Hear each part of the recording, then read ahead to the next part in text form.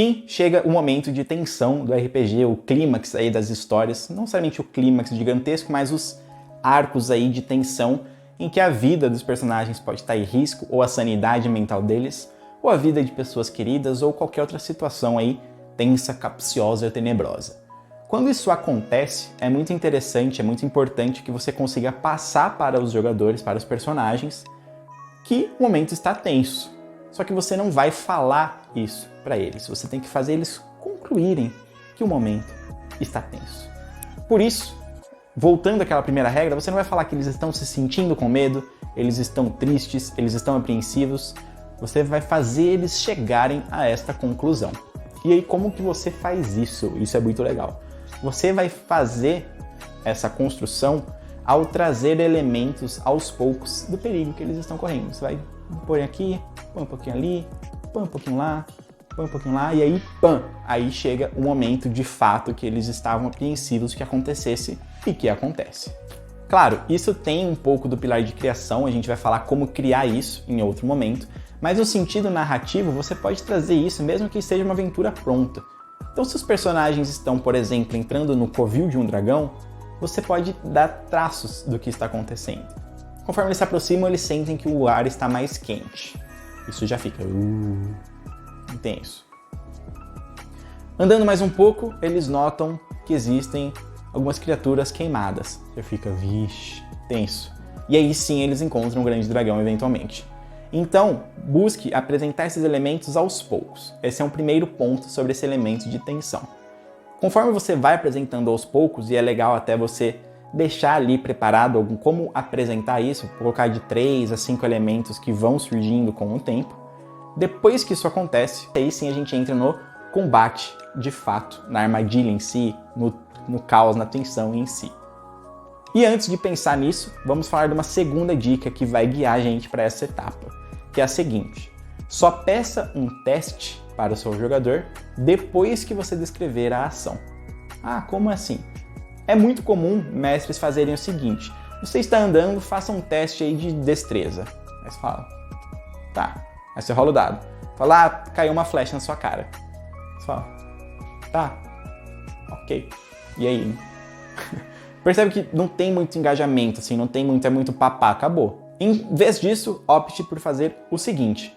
Fale, você está caminhando, você vem andando conforme você não percebe, mas sem querer você chuta uma corda. Essa corda que você chuta, ela ativa um mecanismo, você ouve um vindo na sua direção. Faça um teste de destreza. Aí sim a pessoa fala, ferrou. E aí ela vai ter aquela tensão, aquele engajamento, na hora de fazer o teste. Por isso, opte sempre por descrever, depois teste. Descrever, depois teste. Siga esse ritmo, siga esse pá, que aí você vai sempre trazer esses elementos de tensão. Isso vale também para o combate em si. O combate no RPG de mesa, ele muitas vezes é sim o momento mais esperado, mas ele é também muitas vezes o momento mais chato. Porque muitos sistemas de RPG usam esse mecanismo de um turno por vez. E até vir sua vez de novo, às vezes demora 3, 5, 10 minutos até você poder agir de novo. E 10 minutos esperando, só assistindo as pessoas rolarem dados e ver o dano, pode sim ser muito entediante. E, justamente por isso, existem várias técnicas para acelerar o combate, que a gente não vai falar exatamente agora, vamos falar um pouquinho mais pra frente. Mas existem formas de você narrar um combate que faz com que as pessoas fiquem mais imersas. Então, se você está começando a narrar agora o combate e todas essas questões, vamos falar algumas dicas aqui para que você tenha um pouquinho mais de proficiência aí em narrar essa cena. O primeiro elemento a gente traz aqui da segunda dica. Quando estiver dentro de um combate, opte por narrar depois pedir o teste. Você não vai narrar se acertou ou não, mas você narra o movimento. Então, o oponente vem girando a espada dele na sua direção rapidamente, ele tenta te atingir na cabeça. Aí você rola o dado, mas ele erra, você consegue bloquear e não sei o quê. Ou o dragão vem voando sobre vocês carregando uma torrente de fogo. Faça um teste de destreza. E aí as pessoas fazem o teste, você consegue esquivar, você não, e aí você vai passando ali para cada um o retorno da ação deles.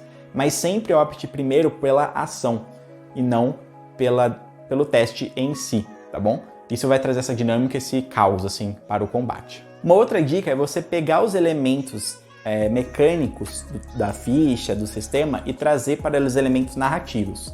Então não é que alguém, por exemplo, digamos que um oponente tenha resistência a um tipo de dano. Quando o jogador ataca, você não vai falar, você percebe que ele tem resistência. Você vai narrar isso. Então, você ataca ele com a sua espada e você percebe que o seu corte não aprofunda tanto quanto você esperava. O jogador fala, ué, ele tem resistência? Fala, possivelmente. Você vê que machucou, mas não tanto. E aí deixa na mente do jogador aí concluir o que está acontecendo. Ou você ataca ele e você percebe que ele só olha de volta para você, sem sentir qualquer dor. Ou seja, ele não tomou dano. Mas você não precisa falar isso pro seu jogador mecanicamente. Se você mantém neste nível narrativo, a imersão vai ser sempre maior. E aí a dica final, que é a dica mais importante do mundo para momentos de combate, de conflito, que é o seu tom e velocidade de voz. Se você narra um combate assim, turno após turno, as pessoas fazendo os ataques, as pessoas indo para cá, para lá, você faz um ataque com a sua espada, você vem com ela girando, você atinge o monstro, mas você não dá nenhum dano nele. Você pega a sua sniper de cima do prédio, você mira ela na rua, você encontra ali o seu alvo e faz um teste para ver se você acerta. Se você narrar um combate assim, eu fiquei com sono aqui, minha energia caiu só de falar, assim, velho. Então, começou um combate, começou um momento de tensão, sua linguagem corporal, sua voz são os seus maiores guias, os seus maiores ajudantes nesse processo. Se as pessoas estavam num momento ali crescente de tensão, de repente você começa a narrar assim, fala um pouco mais rápido, fala mais alto, vocês notam que ao redor de vocês a temperatura começa a aumentar, labaredas de fogo vêm para um lado, vêm para um outro e vocês ouvem umas gritarias estranhas vindos do fundo de todos os lados, parece que vocês estão cercados. Só de você falar assim, se eu estivesse falando qualquer outra coisa aqui, a pessoa já fica mais assim, né? Se eu estivesse falando, vocês notam que micróbios rastejantes começam a passar fio dental e eles olham pra vocês com um olhar aterrorizante. Tipo, o jogador nem entendeu ainda o que tá acontecendo, mas ele já tá atento. Então, você pode sempre usar isso a seu favor e isso é essencial. E durante o combate, isso é muito essencial também pra pessoa não dormir enquanto ela espera o turno dela. Independente das técnicas narrativas avançadas de combate, que a gente vai falar mais pra frente, mantenha esse ânimo durante a luta. Pra você venha, tenta acertar o oponente, você consegue, você não consegue, ele também tenta te acertar, mas ele vai e descreva, faça barulhos com a boca, use música também. O que você for essencial para manter aí os ânimos à flor da pele, para mostrar que as pessoas estão correndo perigo, porque um combate, afinal de contas, é o quê? É uma tensão ali de vida ou morte para um dos lados, né?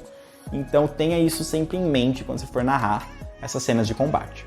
Saiba que o combate, assim como qualquer outra cena, ela é sempre essa questão do mestre apresenta, o jogador age, o mestre narra a consequência. E isso vai se estendendo ao longo de várias e várias rodadas de luta. Pode ser uma, pode ser 5, pode ser 100, vai variar aí de muitas coisas. Mas você, como mestre, você vai sempre ter este papel de dar o feedback para o seu jogador das consequências das ações dele ou do oponente.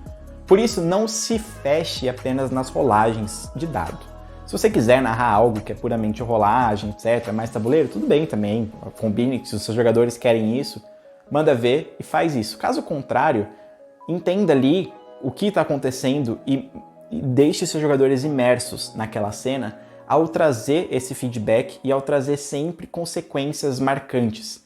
Então tudo bem se o Goblin não acertou o jogador na hora do golpe, pode ser que ele tenha errado de um jeito horroroso, mas fale que na verdade a daga do Goblin cortou a bochecha, assim, dele, ele olha, ele sente um ardido crescer aqui na cara dele. Pra ele ficar com aquela raiva, ele ficar com aquele negócio de querer ir pra cima do oponente.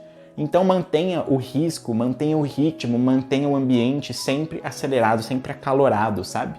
Traga esses elementos de ação e consequência o tempo inteiro e quanto mais você conseguir trazer esses elementos de risco, mais os jogadores vão ficar imersos durante o combate.